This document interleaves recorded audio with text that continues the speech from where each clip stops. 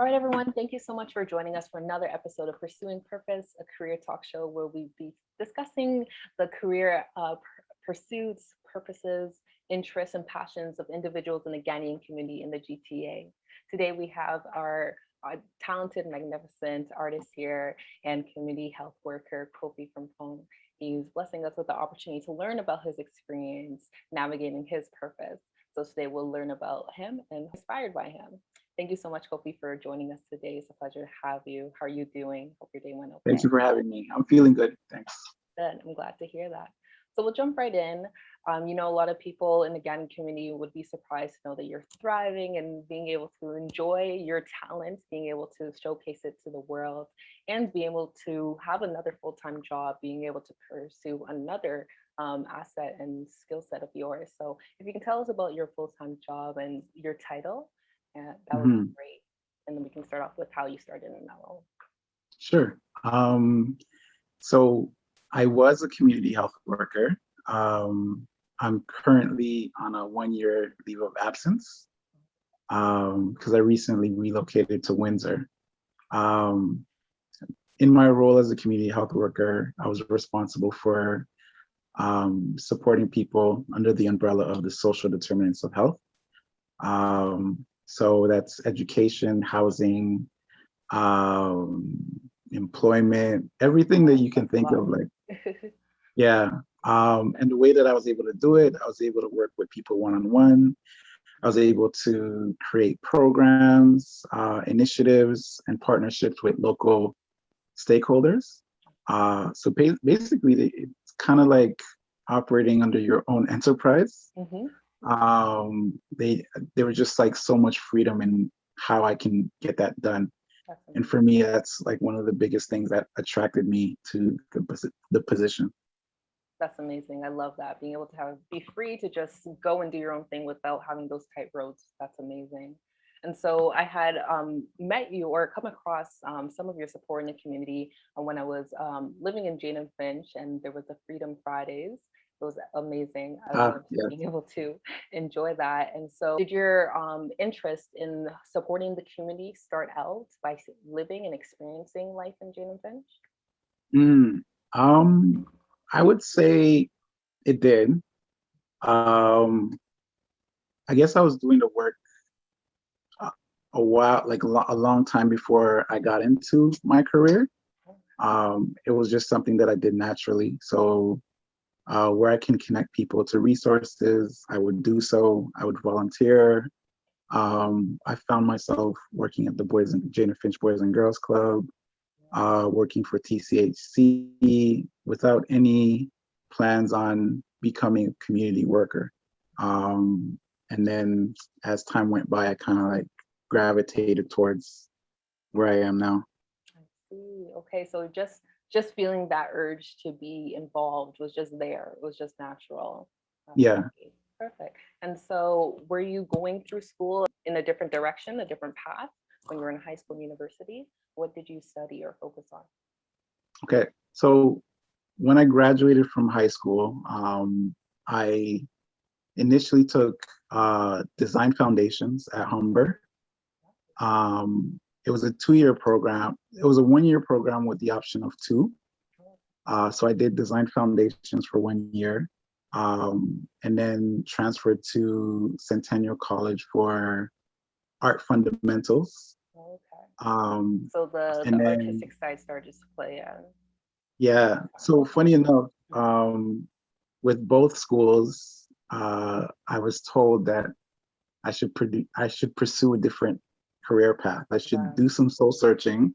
Wow. Um, That's yeah, because art wasn't necessarily for me. Um, so I was like, okay. that's so fun. um, I also like had a different passion, and I didn't realize that it was a different passion. Hmm. At the time, it was something that I thought I was just like really interested in. Hmm. So I ended up getting into the child and youth care program at Centennial College. Um, I ended up doing 2 years of that. And before I graduated, I actually got hired in my career. Um, yeah, it's a really It was funny meant to story be. how that happened. I was just going through a lot of issues at home, like literally getting kicked out often. Oh, I see. Because of the assumption that I was, selling drugs. And but in reality, what was happening is I was working two jobs and going to school full time. So, and also I made the varsity team at Centennial. Wow, that's a lot Um, on your shoulders. yeah, well, basketball literally didn't last too long because I had to quit. Um, Another thing too, I was traveling like 2.5 hours on the bus to get to school. So I went from being an honor student to academic probation. So like definitely basketball had to end. And eventually I reached the point where I literally just stopped going to school. I I that point that you reach where you can get out of the program and it won't hurt your grades because like there's a period where you don't get I forgot what it was called, but an incomplete or incomplete. And you could also get your tuition, some of your tuition back. Oh, nice. Things were so, yeah, things were so bad that I didn't even explore that option. I literally just stopped going and just kept working at the Boys and Girls Club. While I was there, I actually met my wife there. Um, yeah, like after a year, I think we got together, and while working there, she was always like pushing me to like, she's like, you're good at this, but like you're also better than this. I knew it, but like I just didn't have a vision for what better looked like. Um, so she actually found a job posting at Black Creek Community Health Center, and I was like, you know, she's like, just apply for, like, basically encouraging me to apply for it. She's like, do you think you won't get it? I was like, yeah, I know I'll get it, but I don't know if I want to do it. Mhm. So with more encouragement from her, I ended up um, applying for the job. I got it. I had another job at Brayburn Boys and Girls Club. I was still working there. While I was doing the two, Brayburn offered me a management position because I was just like really good at what I was doing. Mhm. So I got I got offered the management position, went to Black Creek and just gave them a heads up because I also loved working at Black Creek. And I told them, I got offered a management position here, so I'll be doing less hours here. Black Creek came up with an offer to say, hey, we'll offer you full time if you go with us. Um, it may not be as much as they're offering. They were offering, I think, 50 at the time. And this is like about 15 years ago. Black Creek said, we can offer you 40. Talked it over with my wife, and she's like, you know, don't think about the money. Think about, like what makes you happy. And then everything else will sort out. So because I wasn't getting any pressure from home and it was more of support, it just makes things so much easier. And I ended up going with Black Creek. Um, and then within 2 years, I ended up getting a lot more at Black Creek That's than great. the management position at Brayburn. And I think their program ended up shutting down as well. Wow. So I ended up dodging a Two huge bullets. bullet. Yeah. And then in terms of art, while all this is happening, just getting awards from the city for doing the work that I'm doing and a whole bunch of recognition, I took about maybe like a 6, 7 year hiatus from art. Wow. Um, Was it yeah, tough? and I came Sorry back to hear. after I started Freedom Fridays. Oh, I Yeah, see. so it's like all connected. Just went around along the right path. Yeah, yeah. Amazing. And so, if you can remember what your tasks were, what you oversaw before you were offered that management position, um, what role were you playing, or what umbrella were you under? It was literally program planning and implementation. So like it wasn't a supervisor position. I was literally like a program leader, and my responsibility was to program plan for the kids and just implement the programs.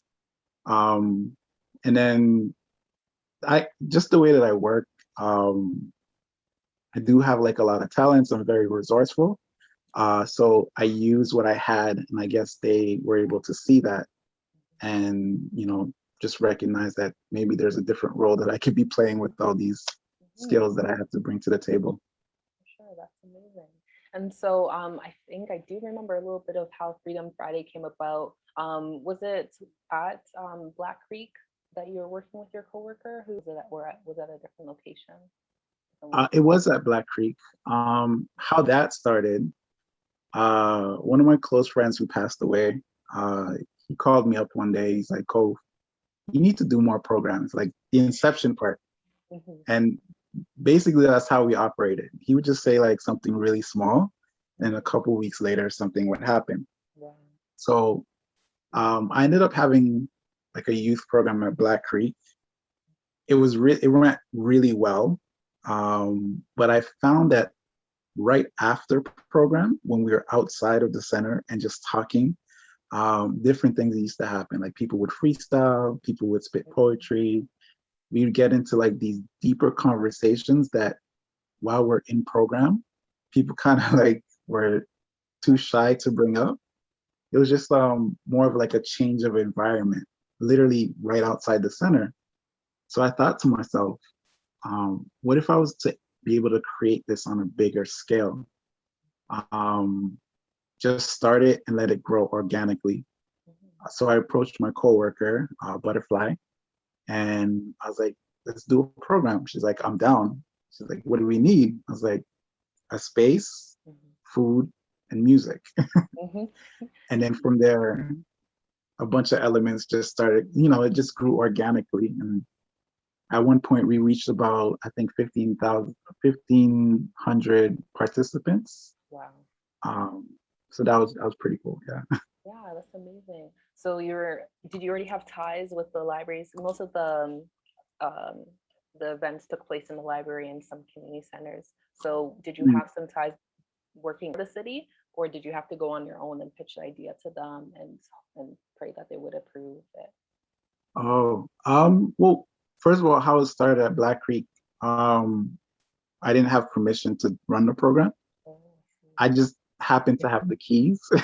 I So what I did is I opened up the center after hours without any managers knowing, my ED knowing, and it started out with 6 kids. see. We're just kicking it, freestyling, talking, and then it grew to 12, and then 48, and then 150, and 150 people showing up Hmm. at the center, and it being on social media. It's kind of hard for it to be a secret. Right. But by the time like my manager figured it out, um, it was like, I guess in the social sector, it's really difficult for agencies to engage so many people at one time, anyways. So I didn't get in trouble for it. They actually got behind me and supported the initiative. That's In amazing. regards to the library, I did have connections over there. I was just there for an event, and one of the managers who I know said, "Hey, I hear you're doing Freedom Fridays. Why don't you host it here?" And I was like, "Why not?" So Yeah. from there, it was a partnership, and then the library started contributing financially as well, and it just kept growing from there. That's amazing. I love to hear that. And it's been 10 years, or it was on around for 10 years, or was it longer? Um, yeah, I think it's about maybe 10 or 11 years now. That's amazing. I love that. Perfect. And so you said Thank you were you. on the hiatus from art due to Freedom Fridays and the other projects Hmm. you were doing. So when did you say, okay, I need to get back to my gift? Um, so because like Freedom Friday was fairly new, my goal was to find community artists and have them have a platform where they can showcase their talents, but also have community celebrate the artists in the community and celebrate together. Um, I don't know if you're accustomed to dealing with artists, but a lot of them, in my experience, have been like super shy, Oh, wow. afraid to show their work. Yeah. Um, yeah, so just like through talking to them, I always used to tell them, like if you get out of your comfort zone, it'll be an opportunity for you to grow. And the more I kept saying that to people, the more I realized how hypocritical that sounded. Yeah. Yeah, because Follow your own advice. yeah, one thing that I didn't mention is that I had like a lot of anxiety around painting. Oh, And that's something that followed me throughout my high school career. And that's what kind of linked to that talk that they had with me, both at Centennial and Humber. I used to skip all my painting assignments. oh wow. So Was yeah, it and then fear of coincidentally, mhm. Sorry, was it the fear of how people would think about it or about you? exactly. Hmm. That's it. Like I could draw really well, but I didn't think I can paint. And just the idea of, people looking at me as less than what I'm accustomed to being recognized as, it wasn't really reasonable, but at the time it was very real to me. Hmm.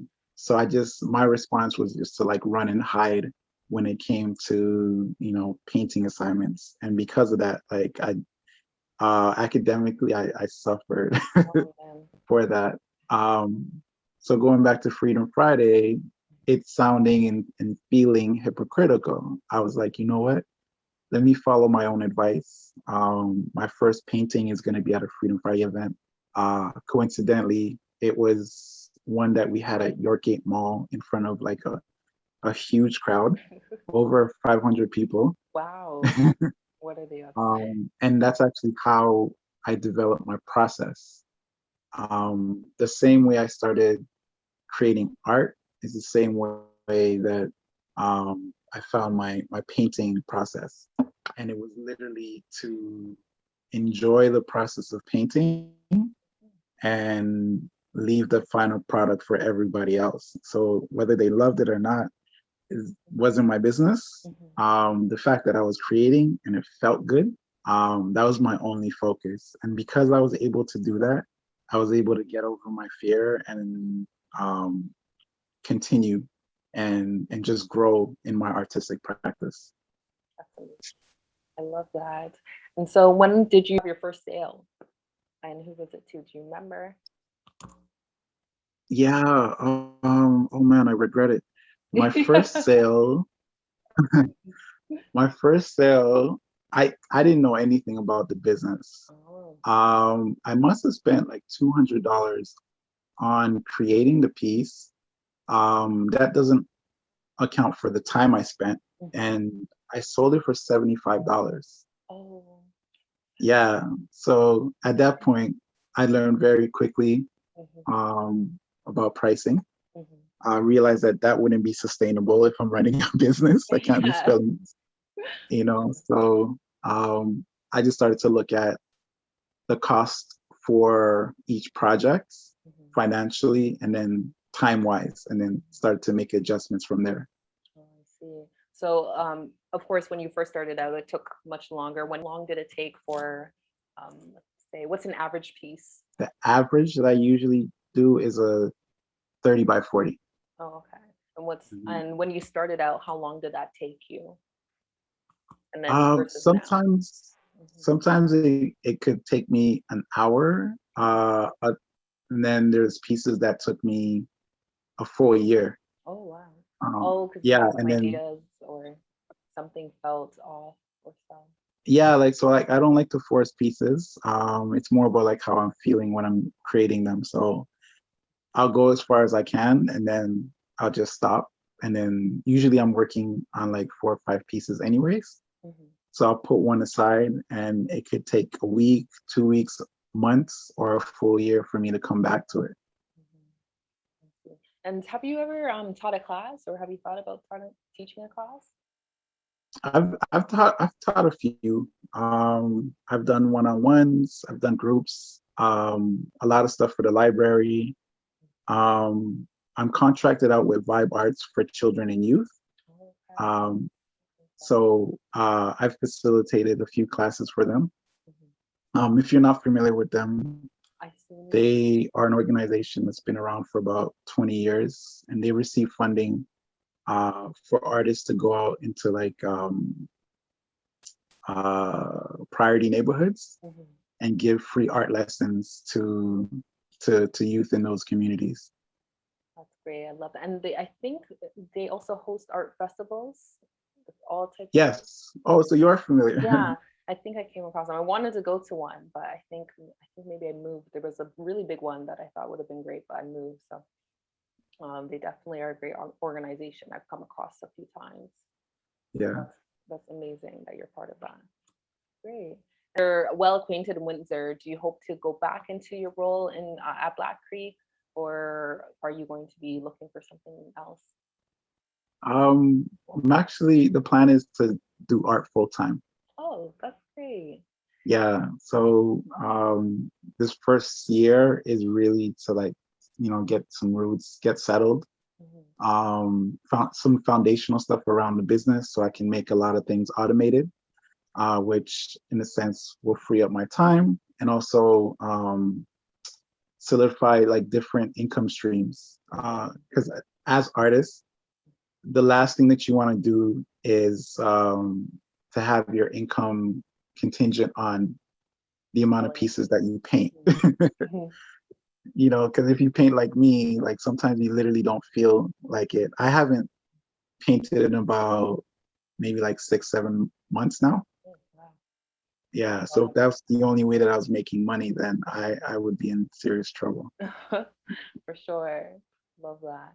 And so, with the community health work, do you feel like you have some roots that you will oversee? Like, are there people that you mentored that you hope will be able to do some greater things? Or is there something in that industry that you're looking forward to seeing in the future, things changing? Um, I I I'm 99% in the mindset that I've retired from Black Creek. Hmm. There's always a possibility of me going back Hmm. because I still have my position there. Oh, okay. But after this year, yeah, Hmm. so it's a 1 year sabbatical. Hmm. Okay. So I have until April to decide if I'm going back or not. I see. Okay, great. And so just to wrap things up, I know things have changed drastically in the community and in Toronto and the GTA. And I was wondering how you feel like things have progressed, or if you feel like things are still going a little bit slow, and something that we should keep in mind for that community, in our community. Sorry, can you rephrase that? Sorry.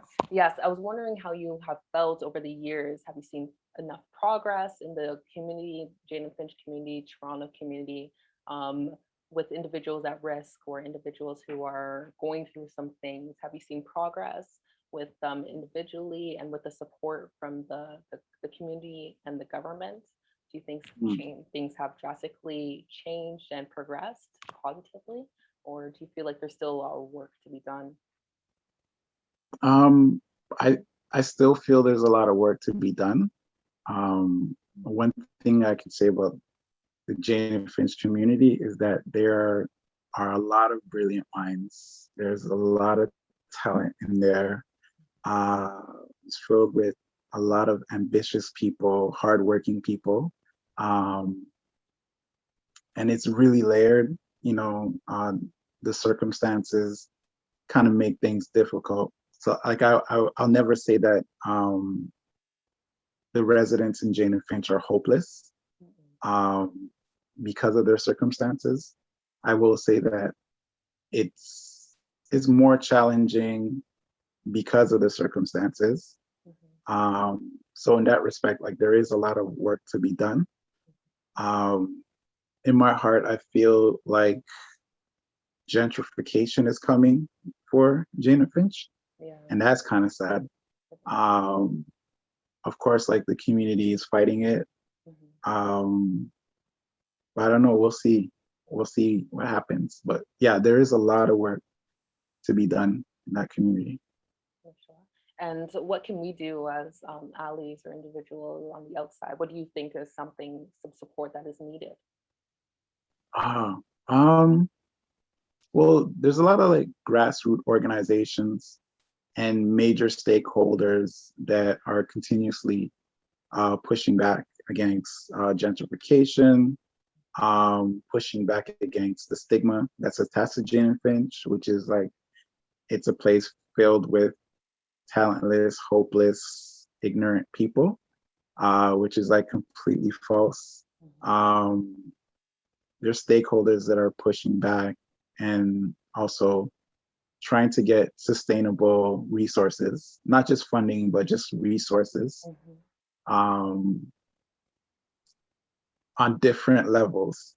Mm-hmm. So I guess to answer your question directly, what we can do is get behind these organizations, both major stakeholders and grassroots organizations who are doing the work and support them um, in the best ways that we can, either via social media, either financially, either showing up to events, town hall meetings, um, helping in the fight and applying pressure to the government. Uh, so many ways, like just getting involved really helps because the more people that are behind a specific cause, the stronger it is. For sure, I love that. And for individuals who are studying to be community service workers, community health workers, social workers, what are some tips that you have for breaking into the field and thriving? Mm. Um, my number, like I have a few, but my number one is always be uh, people centered. Um, I know what policies and procedures, as far as is connected to like colleges and agencies. Sometimes those policies and procedures um, create a greater challenge for Mm-hmm. the people that we're trying to help. Mm-hmm. Um, and sometimes even the workers end up being doing a lot of damage, end up being racist and not even being aware that they're causing damage. But I think in being people centered, uh, you see the individuals past the stigma, past the reputation, past your inherent biases, and you can really get to connecting with people, find out their needs, and really help them that way, as opposed to going through like research and seeing what people of that community are prone to be like. That's key. I didn't think about that. That's very good to Mhm. know. Awesome. And for artists, you have mentioned some great gems, of course, already. And I was wondering if you have any more to share about those who are a little bit fearful or those who are hoping to pursue art. For artists, I would say it's a really good time now. Back in the days, we had to depend on galleries. We had to depend on like bigger platforms to let us in. Now in the age of social media, we can literally create our own platforms, create our own community, um, and have our community support and sustain us. Mm-hmm. So what I would say is if uh, you're trying to be an artist, just be authentic in sharing your journey. That's one of the best ways to actually get a community behind you, sharing your journey, and just being honest. Like if you're not an established artist, show people your work, let them know, take them along the journey with you. Let them know that you're starting here, you're hoping to get here, and you'll find that people will get behind that because you're not being pretentious, you're not playing. I just feel like people gravitate towards genuine energy. Mm-hmm. Um, so all you literally got to do is be genuine and show your work, Mm-hmm. and everything else will start to fall into place. That's amazing. Perfect. Just a couple more things. Just Sure. want you to mention something that you take pride in, something about yourself that you're grateful to have that skill or that trait. I I genuinely love people and I love supporting people. Uh, yeah, that's Love like that's actually my true passion. A lot of people think it's art, but it's that's it. it. Hmm. And I guess that's how I got into the community work, but still I'm able to be an artist Hmm. um, who mentors other artists. Yeah, just that I genuinely love people. I love that. Perfect. And finally, just a message for anyone out there, whether they're artists, whether they're in the community. Mm, Any wise um, words? wise words. Um, Messages from the heart. hmm, oh, Sorry if I caught you off guard. no, like there's so many. I'm just trying to pick. Trying to narrow it down. Yeah, I'm just trying Share to a pick few. That's one that fine. captures all of it. Okay, so I guess get to know yourself and see the value in yourself. Um, yeah, when you do that from a genuine place, uh, you just attract a lot more positivity and opportunity into your life. Mhm. Um, I actually found the one that I was Looking looking for. for. Got It's a fact that some people will love you and some people won't love you. They won't be a fan of you. So a lot of times we focus on not doing certain things because we're afraid of the judgment that will come. But the reality is you could be doing everything perfect and you're still going to get both of those responses. Um, the thing is, if you don't do anything, you end up hurting yourself and still getting criticized for it. But if you do it, then, and if you do it and focus on the ones that are actually loving you and building you up and having them as your main focus, it puts you in a far better place. Um, but if you're trying to avoid judgment, there's absolutely no way to avoid judgment. So you might as well just like literally live your life and build yourself. facts, facts. Perfect. Thank you so much. Pleasure having you. Everyone, I hope you gained a lot from what Kofi had to share. I know I did. I'm looking forward to seeing more from you and building up this video to make it great for everyone. Where can we find you? What are your socials? On Instagram, it's Kofi's underscore art, KOFIS underscore ART. On every other platform, it's pretty much the same. Kofi's underscore art, Twitter, which I don't use often, YouTube, um, Facebook. And your website, right?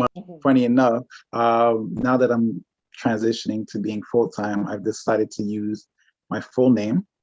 So it's going to be Kofi Frimpong um, .com.